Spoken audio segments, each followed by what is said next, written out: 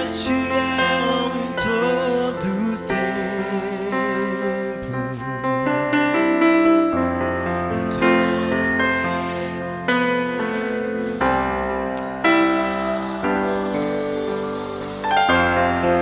Todo foi.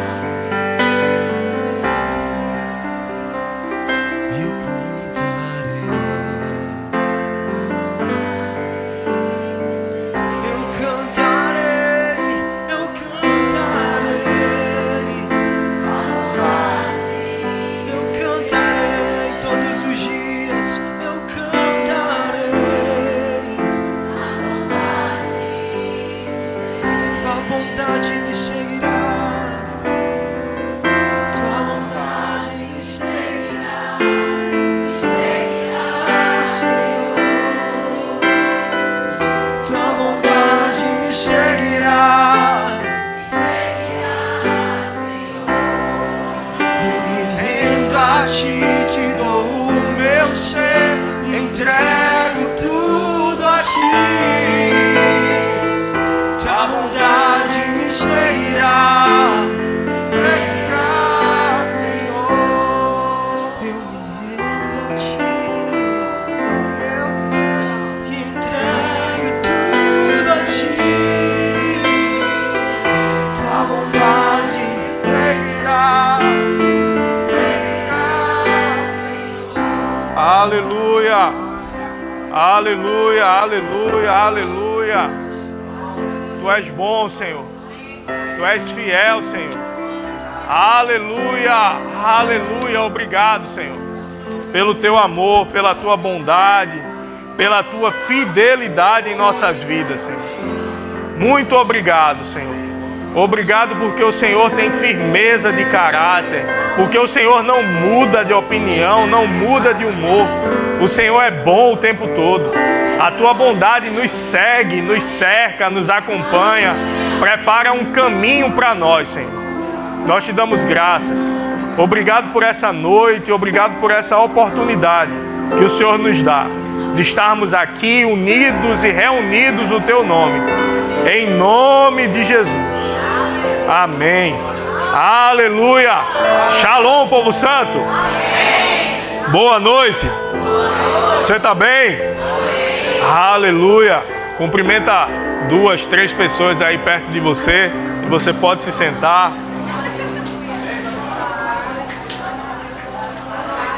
Obrigado, grupo de música. Aleluia.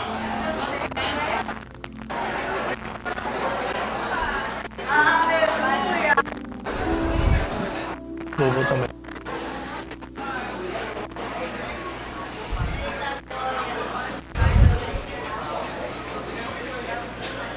Aleluia.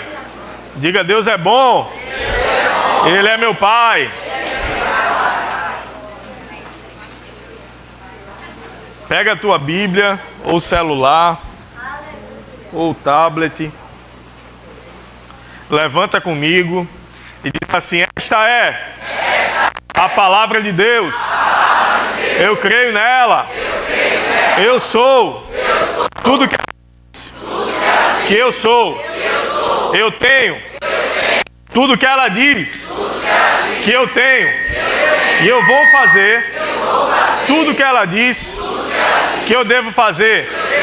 Por causa desta palavra, eu estou crescendo em graça e favor, em sabedoria e unção, para a glória de Deus.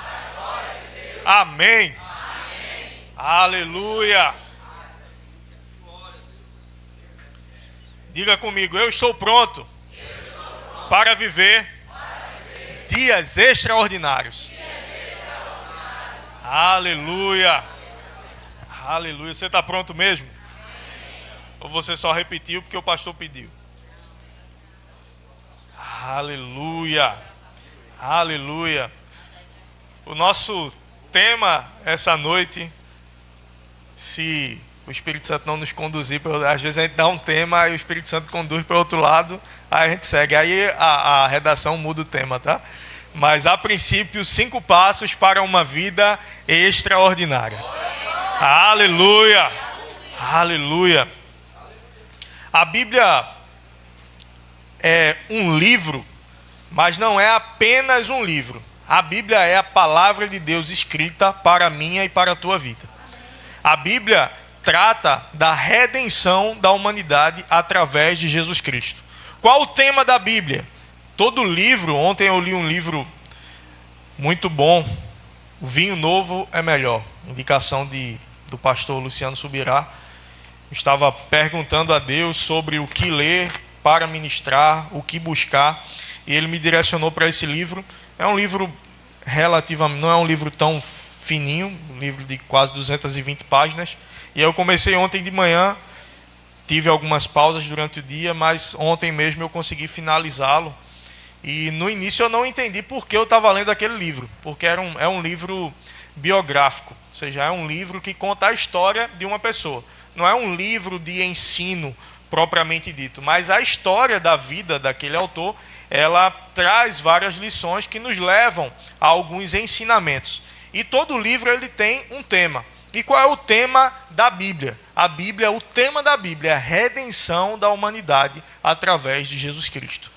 Se a gente pudesse dar um tema à Bíblia, esse é o tema da Bíblia. Ela vai tratar sobre os mais diversos assuntos, sobre família, sobre finanças, sobre administração do lar, sobre santidade, sobre honra, mas, em suma, o tema da Bíblia é a redenção da humanidade. O que é a redenção? O pagamento de uma dívida que era impossível ser paga, mas é necessário que outra pessoa pagasse. E essa pessoa que veio pagar a dívida, que era dívida pelo pecado, foi Jesus Cristo.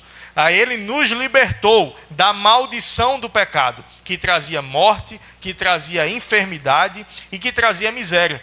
Então nós fomos chamados para uma vida livre da morte, pelo menos da morte eterna. Um dia o nosso corpo mortal, ele vai se findar, mas a gente não morre, porque nós somos um espírito, e o nosso espírito ele volta para o Senhor. Então nós estamos livres da morte, nós estamos livres de uma vida de miséria, de uma vida onde o diabo pode nos esmagar, pode fazer a gente comer o pão que o diabo amassou. Muita gente até usa essa expressão, fulano está comendo o pão que o diabo amassou. Só que a Bíblia diz que Jesus é o pão da vida, e ele é o pão que amassou o diabo. Então o diabo não tem poder sobre a minha e sobre a tua vida. Então nós fomos chamados para uma vida diferenciada. Uma vida livre da doença. Ah, pastor, mas a doença vem. Mas a doença vem para todo mundo. Mas tal doença, tal pessoa foi acometida de doença. Era um homem santo, era um homem de Deus. E por que isso aconteceu? A Bíblia diz que Jesus levou sobre si todas as nossas dores e enfermidades. O castigo que nos traz a paz estava sobre ele, e pelas suas pisaduras ou pelas suas feridas nós fomos sarados. Então eu fico com o que a Bíblia diz. Eu não posso pegar as minhas experiências e reduzir a Bíblia ao tamanho das minhas experiências. Eu tenho que pegar as minhas experiências e adaptá-las à Bíblia. Eu tenho que renovar a minha mente para experimentar qual seja a boa, agradável e perfeita vontade de Deus. Ah, mas isso não aconteceu, então eu não vou crer. Meu irmão, aumenta a tua fé, porque o que Deus tem para você vai acontecer na tua vida. Se você crer, se você acreditar de todo o teu coração naquilo que Deus falou a teu respeito, isso é uma verdade para você, isso é uma verdade para a tua vida. Ah, mas eu não estou vendo, mas o justo vive pela fé. Ele não vive por aquilo que ele vê, ele não vive por aquilo que ele toca, não vive por aquilo que ele sente. Então nós precisamos adaptar a nossa mente para que a gente possa viver aquilo que Deus tem para nós. E Deus tem para nós uma vida extraordinária. O que é a palavra extraordinária? Primeiro ela começa com a junção de duas palavras, extra e ordinário. Então, extra é que vai além de algo. O que é ordinário? De acordo com o dicionário de Oxford, conforme ao costume, a ordem normal, comum, que se repete regularmente ou se faz presente a todo instante. Isso é o ordinário. Aquilo que se repete continuamente, todo dia acontece, é comum acontecer. O que é comum acontecer? Todo mundo tem problema. Todo mundo tem dificuldade. Todo mundo passa por doença. Toda a família está sujeita a acabar. Toda a família está sujeita à separação. Todo mundo está sujeito a morrer de um desastre, a morrer por uma doença. Não, isso é o ordinário. Isso é o comum, isso é o que acontece lá fora. Mas você que é guardado, que foi comprado pelo sangue de Jesus, você foi chamado para ter uma vida extraordinária. Não é uma vida ordinária, não é uma vida comum, não é uma vida... acontece para todo mundo. Não, para você não. Para mim não. Nós somos guardados. Vocês querem ser melhor. Não, não é que eu quero ser melhor. É porque fazer o quê? Se eu sou filho do Deus Todo-Poderoso.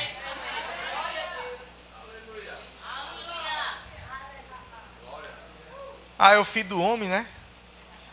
Meu pai tem uma empresa e às vezes principalmente teve um tempo que ele passou viajando e os funcionários sabiam que ele não iria vir porque ele estava fora do país. Então não tinha chance de ele aparecer. Mas aí eu aparecia para fiscalizar, para ver se estava tudo andando certinho. E eu ia em vários postos de trabalho que tem pelo Recife, espalhados, e às vezes eu chegava de madrugada, nos horários mais... porque é um serviço de vigilância, então assim, de madrugada acontece, entendeu? Como é que ele ia de madrugada? É porque de madrugada acontece o trabalho. Então eu cheguei lá, eu não era o meu pai, mas eu era o filho dele. Então eles sabiam que eu estava indo em nome dele. Os funcionários me respeitavam como se fosse o meu pai, porque é o filho dele. É o filho dele. Quando você chega na situação, é como se fosse Deus chegando, que é o filho dele. Não porque acontece para todo mundo, mas com o filho de Deus não. Mas todo mundo é filho de Deus. A Bíblia diz, a todos quantos o receberam, deu-lhes o poder de serem feitos filhos de Deus. Então a primeira chave que a gente pode tirar aqui para uma vida extraordinária, o primeiro passo para uma vida extraordinária é a renovação da mente. Lá em Romanos 12, no capítulo 2, vai dizer: não vos conformeis, ou não tomem a forma, não se amoldem, não se adaptem a este século, mas transformem-se pela renovação do vosso entendimento. Para quê? Para que experimenteis qual seja a boa, agradável e perfeita vontade de Deus. Então, para experimentar a boa, agradável e perfeita vontade de Deus, eu preciso renovar o meu entendimento. Eu preciso mudar a minha maneira de pensar. Mas a gente vivia no mundo e a gente tinha uma maneira de pensar.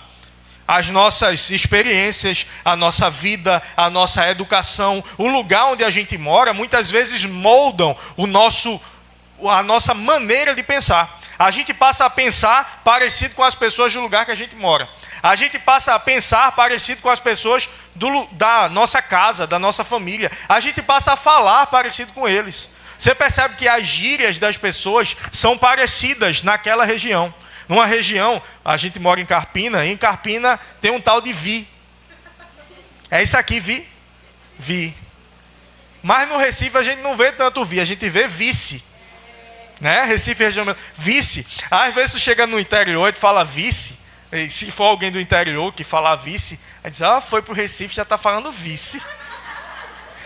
Já está falando vice. Por quê? Porque é uma forma de falar local. Então, o lugar onde você está inserido muda até a tua forma de falar.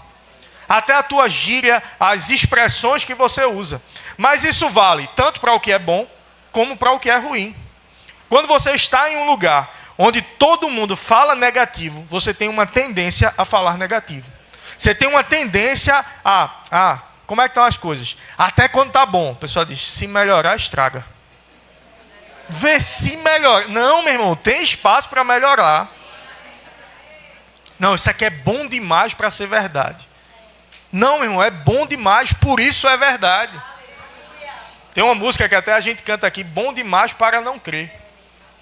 Não, isso é bom demais para eu acreditar. Não, é bom demais para não crer. É bom demais, por isso é verdade. A gente precisa mudar a nossa forma de pensar, mudar o nosso senso de merecimento. Aí alguém diz, eu não mereço. Quem sou eu? Miserável, pobre, cego, nu. Meu irmão, eu era assim antes de nascer de novo. Mas com Jesus na minha vida, eu tenho todo o valor, porque Deus deu o seu único filho para morrer por mim, para me resgatar. Como é que ele deu o melhor que ele tinha por alguém que não vale nada? Você vale muita coisa. E aí, por ter uma mentalidade de eu não mereço nada, você cria um padrão mental e rejeita as coisas boas. Mesmo inconscientemente. Vai chegar uma coisa boa para você, eu não mereço isso. Por mais que você não diga, mas o teu padrão mental rejeita aquilo. E você abre mão de boas oportunidades, abre mão de promoção, abre mão de crescimento, porque o teu padrão mental diz, isso não é para você. Olha para a tua família. Você já viu alguém na tua família fazer faculdade? Por que você vai fazer? Você já viu alguém na tua família passar num concurso? Por que você acha que você vai passar? E aí você se amolda ao padrão de pensamento deste século. Não, por que ser fiel? Por que honrar o casamento? Todo mundo faz. Jovem ir para a igreja, o negócio é ir para a balada, todo mundo vai. E aí você está no meio, na faculdade, no colégio, todo mundo vai, só eu não vou. Eu sou o diferentão. Aí eu quero fazer parte do grupo. Aí eu abro mão de princípios para me sentir pertencente. Você não precisa fazer isso, meu irmão. Você não precisa se amoldar a esse século. O homem de verdade é o homem que ama uma só mulher e se dedica a ela todos os dias. A mulher de verdade é a mulher que honra o seu marido e se dedica a ele todos os dias. Eu não me submeto a homem. Esse negócio de igreja aí, eu sou feminista. Aí eu vi outro dia um homem falando que era feminista.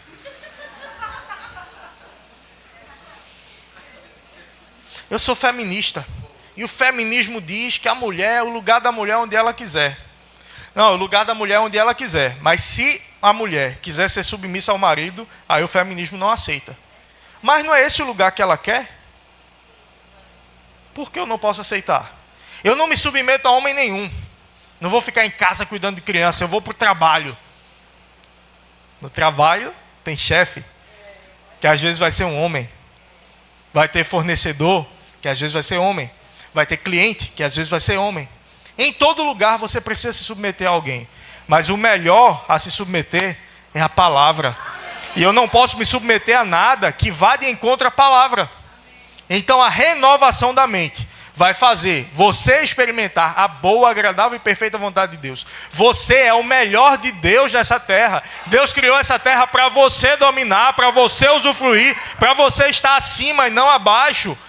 Ele te fez cabeça e não cauda. Você carrega o poder de Deus para fazer a diferença onde você estiver. Você foi chamado para ocupar os melhores lugares, ter os melhores salários, os melhores empregos, os melhores empreendimentos. É para os filhos. Esses lugares são para os filhos de Deus. E a gente precisa ocupar esses lugares. Mas um padrão mental errado, ele me impede de chegar no lugar que Deus tem para mim. Meu irmão, viva o que Deus tem para você. Renove a sua mente. Como eu renovo a minha mente? Com a palavra. Estando nos lugares certos. Se o lugar vai moldar a minha maneira de pensar, eu preciso estar nos lugares certos. Eu preciso estar com as pessoas certas. Com as pessoas que falam o que a palavra fala. Com as pessoas que pregam o que a palavra prega. Com as pessoas que defendem o que a palavra defende. Não importa a tua opinião, importa a palavra. Não, mas eu acho, não importa. Não importa nem o que o pastor acha, se não estiver na palavra.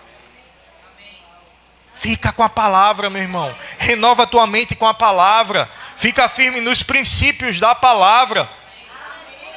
Segundo passo. E aí eu estabeleci esses passos. A gente poderia dar 20 passos aqui, 30. E eu coloquei 5. E eles não estão listados em ordem de importância. Apenas estão listados na ordem que me veio aqui para escrever e a gente trabalhar nessa noite. Segundo passo, santidade.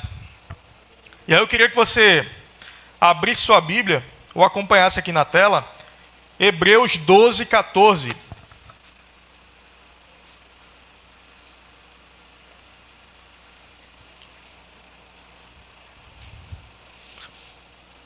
Hebreus 12, 14, vai dizer: segui a paz com todos e a santificação, sem a qual ninguém verá o Senhor. Infelizmente tem muita gente se enganando às vezes. Pensa que o Senhor vai abençoar uma vida de pecado. O que é santidade? Ser separado para um propósito. Santidade não é uma resposta ao pecado. A Bíblia diz que Ele nos chamou para sermos santos desde antes da fundação do mundo. Então, o mundo foi fundado, depois veio o pecado. Ele nos chamou antes do pecado. Ou seja, Ele nos chamou para vivermos para o propósito dEle. Mas o pecado é também algo que me impede de ser santo, que me impede de andar em santidade. E o pecado, ele não tem domínio sobre mim, sobre você. Porque Jesus venceu o pecado.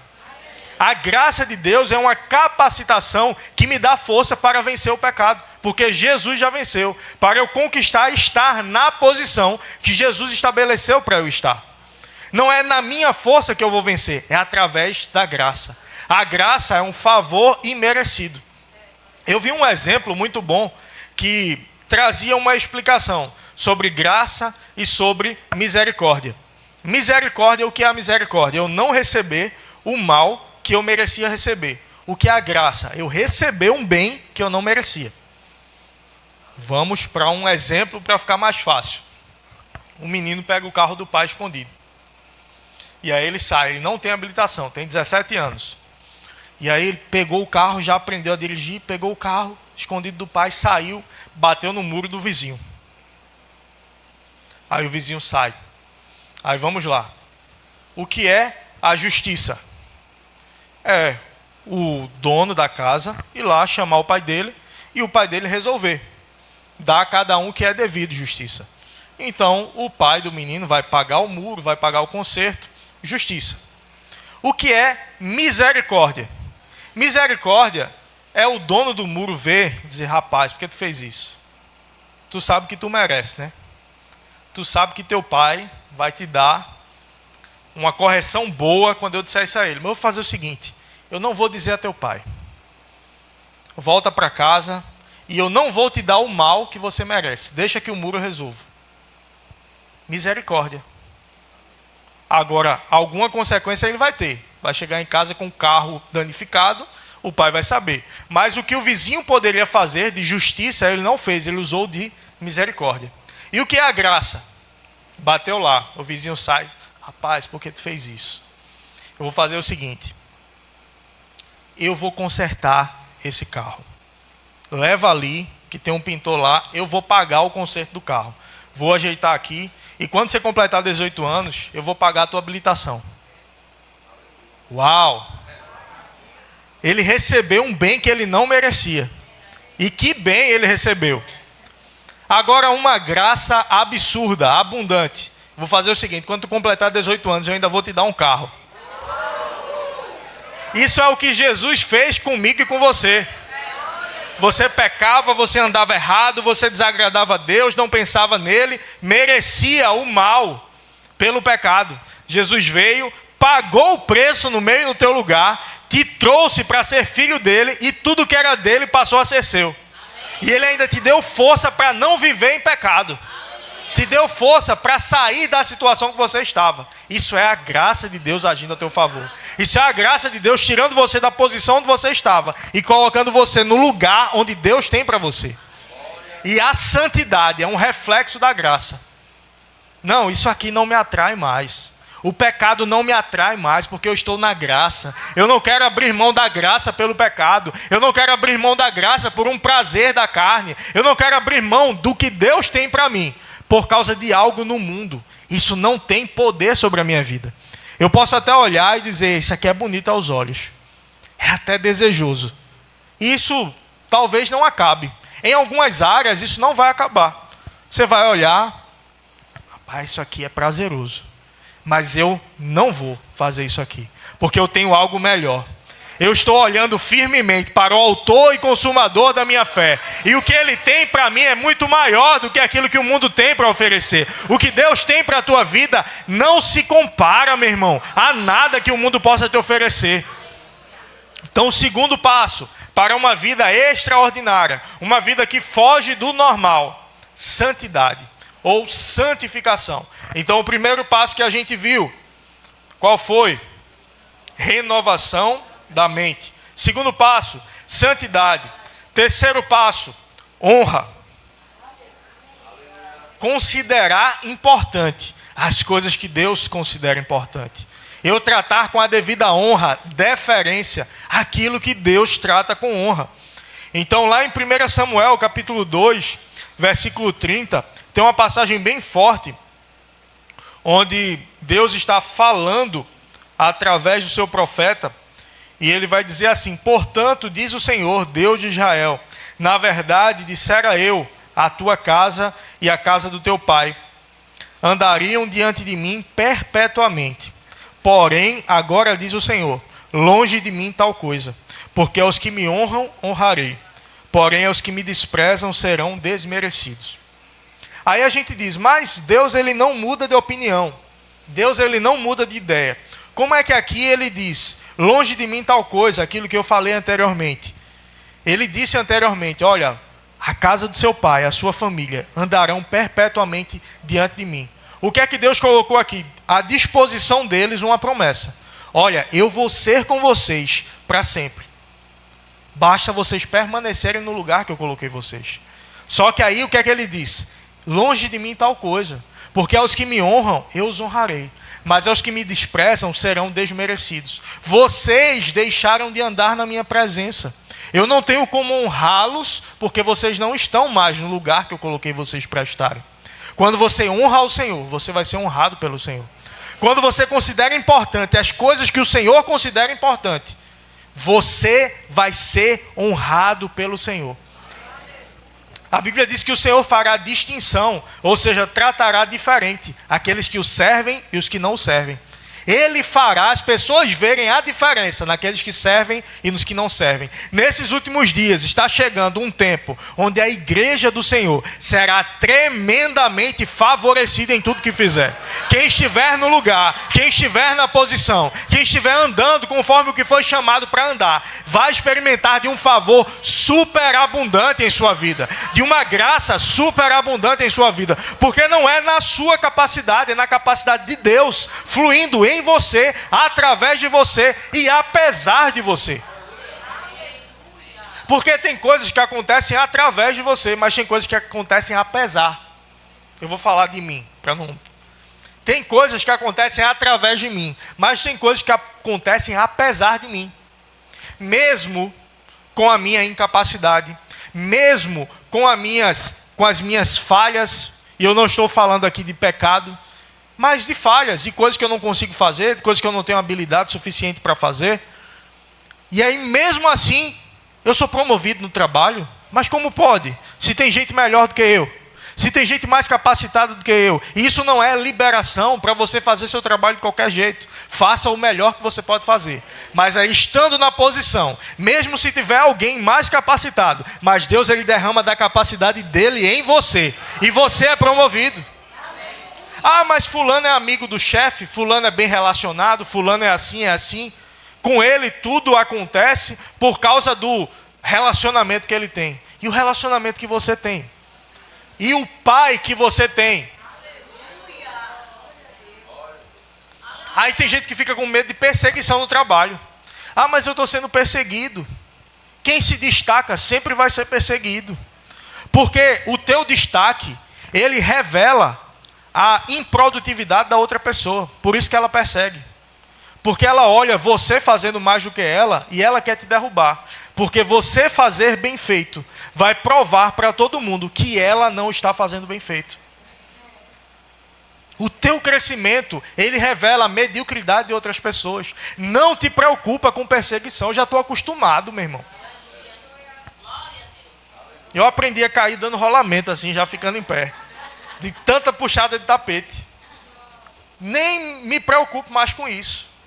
Já aconteceram tantas e tantas vezes. Mas todas as vezes Deus me promoveu. Deus me levou para um lugar melhor. José foi vendido pelos seus irmãos, foi ao Egito. Lá resolveu o problema de Faraó. Se tornou governador do Egito. Depois seus irmãos foram procurar ajuda. E encontraram José em posição de autoridade.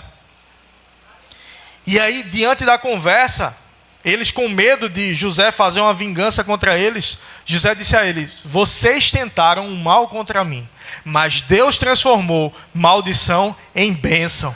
Deus é especialista em transformar maldição em bênção. Fica na posição, fica no lugar. Não te preocupa com perseguição. Não te preocupa com o que se levanta contra você. Fica no lugar que Deus tem para você. Porque Deus tem o melhor. E maior é a capacidade dele de te favorecer do que a capacidade do diabo de te derrubar. Fica na posição.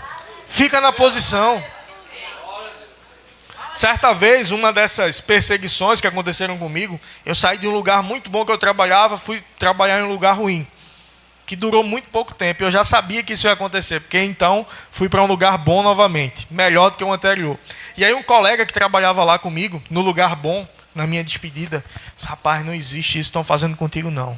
Essa injustiça aí não existe não. Eu disse: fica tranquilo, eu não vou ficar em lugar ruim não. Eu vou para um lugar melhor. Ele disse: tu é peixe mesmo, né? Eu disse: não é porque eu sou peixe não. Não é porque eu sou peixe não. É porque eu sei o Deus que me guarda. E Ele vai me levar para um lugar melhor. Fica tranquilo. Aí quando acontece, ele está vendo? Que ele era peixe. Quando eu fiz o concurso para a polícia, em 2009, eu estava estudando no Senai e estava estudando ainda no colégio, no terceiro ano. E eu me lembro que eu cheguei no Senai e eu disse: olha, eu não vou conseguir finalizar o curso. Era o curso de mecânico automotivo, técnico em automobilística. E aí eu disse: olha, eu não vou terminar o curso. Eu disse: por quê? Eu disse: não, porque eu vou entrar na polícia. Eu disse: mas o concurso vai acontecer ainda. Eu disse: não, eu sei, mas eu vou passar. Teu pai é policial, né? Eu disse: é. Ele vai dar um arrumadinho lá dentro, né? Eu disse: meu irmão, não tem arrumadinho não. Isso era antigamente, não tem arrumadinho. Eu vou entrar porque Deus vai me fazer passar e eu estou estudando, estou me preparando.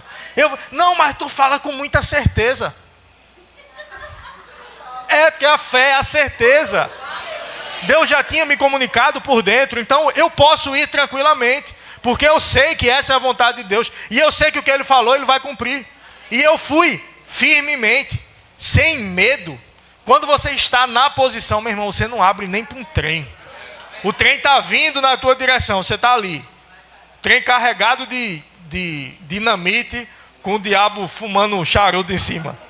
E tu não está nem aí, porque tu sabe quem é o Deus que te guarda. Tu sabe quem é o Deus que te protege. 1000 cairão ao teu lado, 10.000 à tua direita, mas você não será atingido. Quando você sabe qual é a vontade de Deus, você tem ousadia para se mover. Eu me lembro nesse curso de formação da polícia, um curso de aproximadamente 7 meses, eu tive um problema muito sério na garganta. Eu não era do Verbo da Vida ainda, não é que apenas o Verbo da Vida tenha essa visão, mas a gente aprende aqui, ensina aqui, que Deus, Ele sempre quer te curar. Não tem situações que Ele quer ou não quer. O que às vezes a gente tem fé para ser curado e em outras situações não. Mas Deus, Ele sempre quer a cura, e a gente vê isso em Jesus. A Bíblia diz que Jesus é a expressão exata do Pai, a expressão exata de Deus. E nenhuma situação onde alguém chegou doente para Jesus, Ele disse: não, essa não é a minha vontade, você não vai ser curado. Todas as vezes Ele curou. Então, quer conhecer a Deus, olha para Jesus. E aí a gente tem esse entendimento hoje. Na época eu não tinha tanto assim, mas eu tinha parcialmente. E eu tive um problema na garganta muito, mas muito sério. Alguns jovens até viram a foto minha no curso de formação e riram bastante. Então eu não vou mostrar aqui não. Mas eu dessa finura, bem magro. Mas isso foi depois do problema de garganta. Eu cheguei a um nível que eu não conseguia engolir a saliva. Eu fiquei com uma toalha e ficava passando a saliva para a toalha, porque eu não conseguia engolir. E eu estava com medo de perder o curso. Porque eu não poderia ser reprovado, iria perder o curso, perder o emprego. Então, orando, a igreja que eu fazia parte se levantou em oração também pela minha vida. E eu me lembro que cheguei aí para um hospital, o médico disse: olha, o problema aí vai levar um tempo para resolver. Mas, se você quiser, eu vou passar 2 injeções para você. Você toma as injeções, daqui a 10 minutos você consegue comer. Eu disse: oxe, bote 10. Eu com sede e com fome, tomei as injeções, consegui comer, bebi bastante água. Me hidratei. E eu me lembro que depois daquilo, os remédios que eu passei a tomar, começou a melhorar. Era num nível que abria a boca e dava para ver as placas brancas na minha garganta. Muito facilmente dava para ver. Doía muito, e aí melhorou, passou, voltei para o curso, estava tudo bem. E certa vez eu fui levar um amigo meu na rodoviária, lá no Curado, no TIP, e de lá para o lugar onde acontecia o curso era bem perto. Eu deixei ele e eu senti a garganta voltando a doer. Eu me lembro quando eu deixei ele, não falei nada para ele, era um missionário até. Quando eu saí, eu encostei o carro, abri o quebra-sol e olhei o espelho e abri a boca. Estava voltando a ficar branco um lado, coisa que já tinha passado. Naquele mesmo momento eu fechei e coloquei a mão com raiva. Eu disse, em nome de Jesus, eu ordeno que saia. Eu não aceito isso voltando para o meu corpo. Falei com uma autoridade que eu não era acostumado a falar dessa forma. Mas eu tive tanta raiva daquilo, falei e fui. Dali onde eu estava até o curso, não levava 5 minutos. Quando eu cheguei lá, eu olhei novamente, tinha saído completamente a parte branca. Porque eu agi com autoridade. Quando você age com autoridade, a doença tem que se submeter, o inferno tem que se submeter. Você não precisa pedir ao diabo, você precisa mandar de acordo com a autoridade que Deus te deu. Isso passa por renovação da mente. Isso passa por santidade. Por quê? Quando você não está em santidade, você perde a ousadia. Jesus, quando você se arrepende e deixa, você alcança a misericórdia. Mas o diabo fica lançando na tua mente. Olha o que você fez. Olha o que você fez. E você perde a ousadia. Então não deixa, meu irmão, o pecado tirar a ousadia que você tem em Deus. Haja com ousadia. Haja debaixo daquilo que Deus quer que você haja. Ande honrando a palavra dele. Ande honrando o que ele considera importante. Ande longe do pecado. Terceiro passo, honra. Então qual foi o primeiro? Renovação da mente. Segundo, santidade. Terceiro, honra. E o quarto, fé. A Bíblia diz que o justo viverá pela fé. Então o que é viver pela fé? É não viver baseado naquilo que eu vejo, naquilo que eu toco, naquilo que eu sinto. Lá em Hebreus 11:1 vai dizer, ora, a fé é a certeza daquilo que eu espero e a convicção de fato que eu não vejo. O que Deus tem para você, mesmo que você não esteja vendo, creia, porque Ele tem o melhor para a tua vida. Declare a palavra, fique com a palavra. Ah, mas todo mundo está dizendo, mas todo mundo está nessa dificuldade. Mas no meu emprego, todo mundo está ameaçado de ser demitido. Não, você não é todo mundo. Quando eu era criança ou adolescente mais, né? Queria sair às vezes e meu pai liberava mais, minha mãe segurava mais, geralmente tem esse equilíbrio, né? E aí eu, mas mãe, todo mundo vai. Aí ela dizia, algumas pessoas aqui eu vejo que conhecem a minha mãe. Você não é todo mundo. Mas parece que esse conceito ficou lá atrás. Não, meu irmão, você não é todo mundo. O que Deus tem para você é maior do que o que existe aí no mundo. Não importa a dificuldade, fica na palavra, fica na fé, fica no que Deus tem para você. Você não é todo mundo. O justo viverá pela fé. Quem é o justo? Aquele que foi justificado pelo sacrifício de Jesus. Na noite da ceia, eu queria já chamar o grupo de música. Na noite da ceia a gente celebra a nossa redenção, que nós alcançamos em Jesus. O preço que foi pago através do sacrifício de Jesus. E você foi justificado por Ele. Ou seja, você foi feito justo por Ele. Você é justo, você pode chegar ousadamente junto ao trono da graça, a fim de alcançar misericórdia e achar graça para socorro em ocasião oportuna. Misericórdia, eu não receber o mal que eu mereço. Graça, eu receber o bem que eu não mereço. Então, às vezes, você vai estar andando, você vai estar caminhando na sua vida e dificuldades vão se levantar. Barreiras vão se levantar. Mas quando você olhar para a barreira, você tem que entender quem é que te garante. Quem é que te protege, quem é que te guarda. Quem é que te dá ousadia para você se mover. Eu me lembro, eu morava em Moreno, fui criado em Moreno. E Moreno é uma cidade pequena, com cara de interior. É região metropolitana, mas parece interior. E é um lugar que todo mundo meio que se conhece. E o meu pai é policial também. Só que o meu pai era um policial brabão, sabe? Que na região o pessoal conhecia ele. Principalmente no bairro onde a gente morava. E eu me lembro, certa vez, a gente foi para uma festa que teve na cidade, lá no Palhoção lá. E eu criança, se eu disser pequeno, você ri. Mas não ria não. Eu era criança. É, pequeno é até hoje. Sempre alguém solta essa graça. Aí eu criança, E eu me lembro que eu queria passar e mais pra frente para ver alguma coisa. E tinha dois rapazes grandões na minha frente. Mas eram altos mesmo, perto de 2 metros. Eu me lembro que a família era bem alta, essa família. E aí eles na minha frente, eu fui passar, licença. Aí viu que eu ia tentar passar e segurou a perna assim. Disse, não vai passar nada? E segurou. Aí eu olhei para trás, meu pai estava atrás de mim. Aí eu disse, eu vou passar. Eu vou passar. Aí eu empurrei a perna dele, olha que ousadia.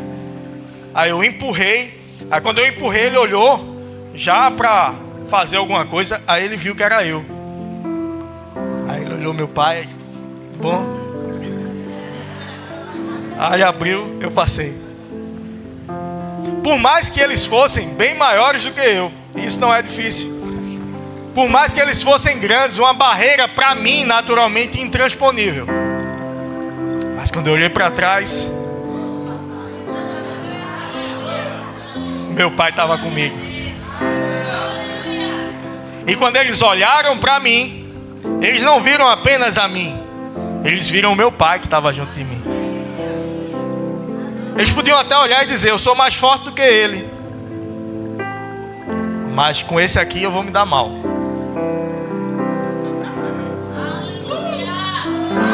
Então passe. Você tem que olhar para as circunstâncias sabendo quem é que vem com você. E ele não vem atrás de você, ele vai à tua frente, à tua direita, à tua esquerda. Ele te cobre por trás, por diante, por cima, por baixo. Você está completamente guardado por ele. Então quando você se mover, mova-se na ousadia que o teu pai te dá. O teu pai te garante, ele é com você, ele te protege. Nenhuma dificuldade pode te parar. Nenhuma resistência do maligno pode te parar, porque o teu pai está com você. Quando se levantar uma dificuldade, olhe para o teu pai. Não é na tua força não, é na força dele.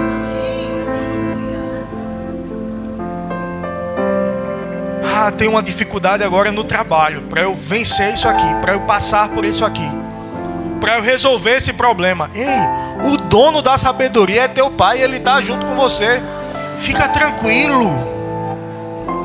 Você tem capacidade de resolver problemas que ninguém resolve. Quando chega na tua mão, você resolve. Isso está disponível para você. E aí quanto mais essa consciência se expande em nós, mais a gente passa a viver e experimentar isso todos os dias da nossa vida. E isso te dá a capacidade de ter uma vida extraordinária. Lembre, você não foi chamado para uma vida ordinária. Você foi chamado para uma vida extraordinária. E o quinto e último passo dos que a gente está trabalhando essa noite: amor.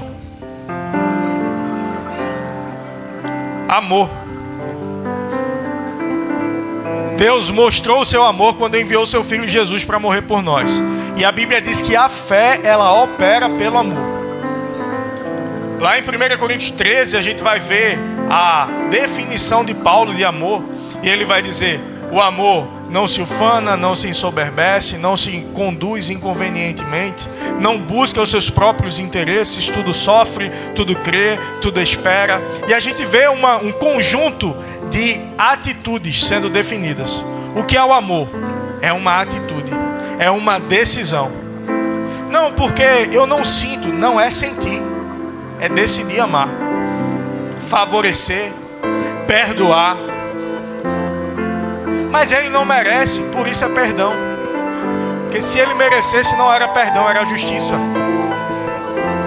Mas viu tudo que eu fiz por ele, e olha o que ele fez comigo. Ame.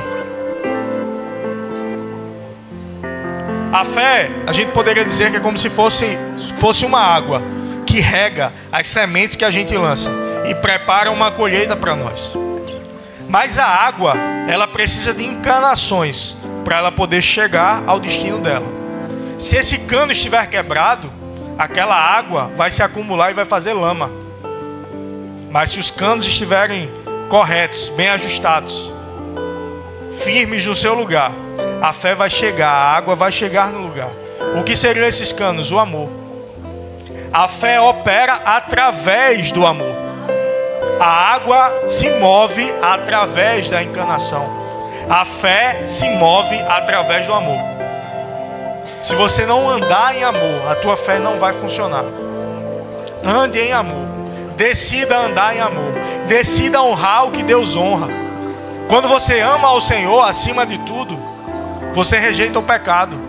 Porque você sabe que o amor a Deus vale mais do que qualquer prazer da carne. Quando você ama ao Senhor, você anda em honra. Quando você ama ao Senhor, você anda em santidade.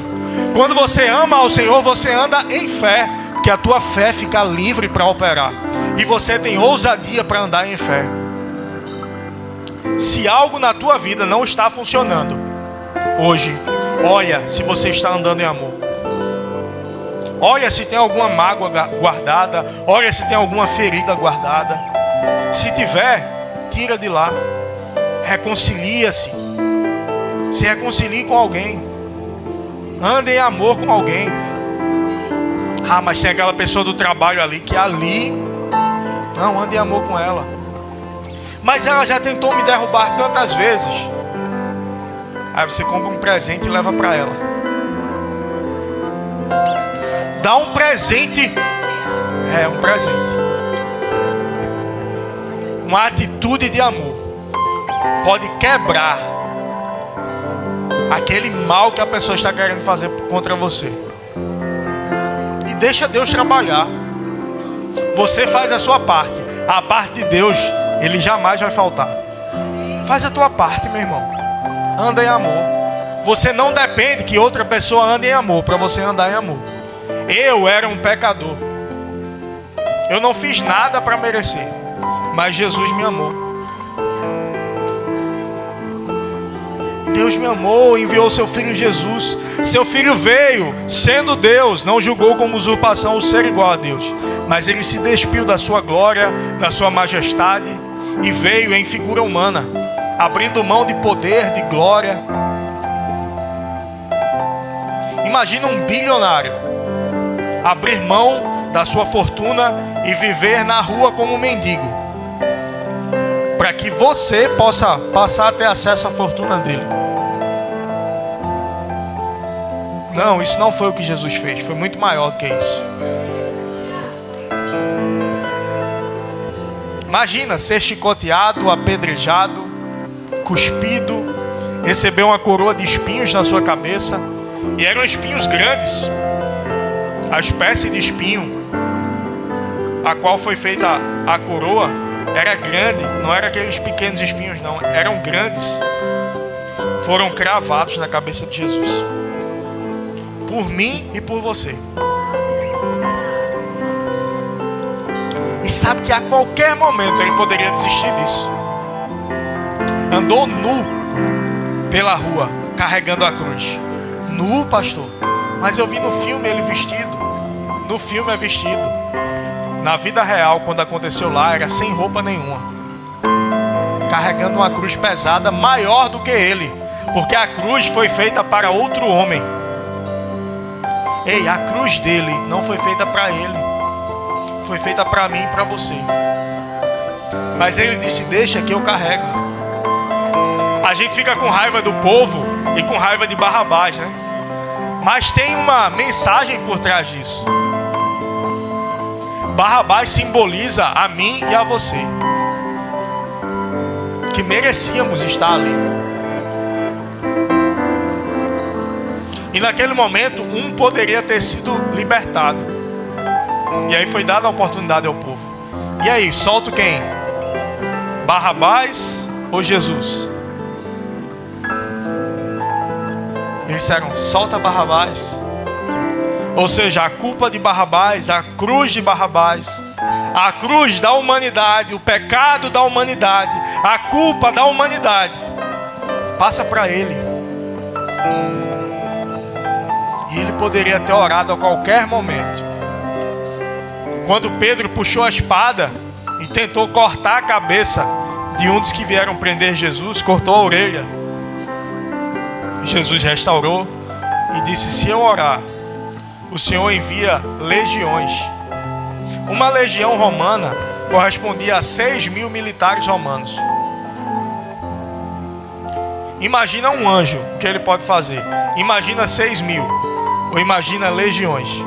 Existem relatos de anjos que venceram a guerra, sozinho um anjo.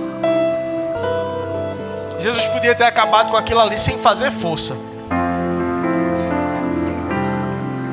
Basta eu orar e o meu Pai vai enviar. Mas ele olhava e ele via você. Ele via a mim. Ele disse: eu não vou fazer isso. Eu vou pagar o preço. Porque eu quero ele. Eu quero ela. Quero ele. Quero ela. Junto comigo. Eu pago esse preço. Que amor é esse, meu irmão? E assim como ele é, nós precisamos ser também. Andar em amor. O preço, a morte, a humilhação, você não precisa pagar, porque ele já pagou. Só o que ele pede: ande em amor. Ame ao Senhor teu Deus de todo o teu coração, com toda a tua força, com todo o teu entendimento. E ame ao próximo. É só isso que ele pede. Todos os mandamentos, toda a lei se resume: amar a Deus e amar o próximo. Se você cumprir esses princípios, você vai ter uma vida extraordinária. Porque Deus quer mostrar-se forte para aquele cujo coração é totalmente dele. Em Daniel 11:32 vai dizer: mas o povo que conhece o seu Deus será forte e fará proezas. Deus quer que você faça proezas. Ele pagou o preço, não foi para você viver na terra mendigando, sofrendo, para ter uma vida abundante. Ele te amou e me amou para isso. E observando esse amor dele para com a minha vida, eu não poderia viver longe dele. Eu não poderia viver longe dos propósitos dele para a minha vida. Eu não poderia viver descomprometido. Ah, vai perder tua vida na igreja. Perder minha vida. Paulo disse: agora já não sou eu mais quem vive, mas Cristo vive em mim. Cristo vive em mim. Cristo vive em mim. Cristo vive em mim. Os meus sonhos agora são os sonhos dele para a minha vida. As minhas vontades precisam ser as vontades dele para a minha vida. O que eu ganharia lá fora sem Jesus?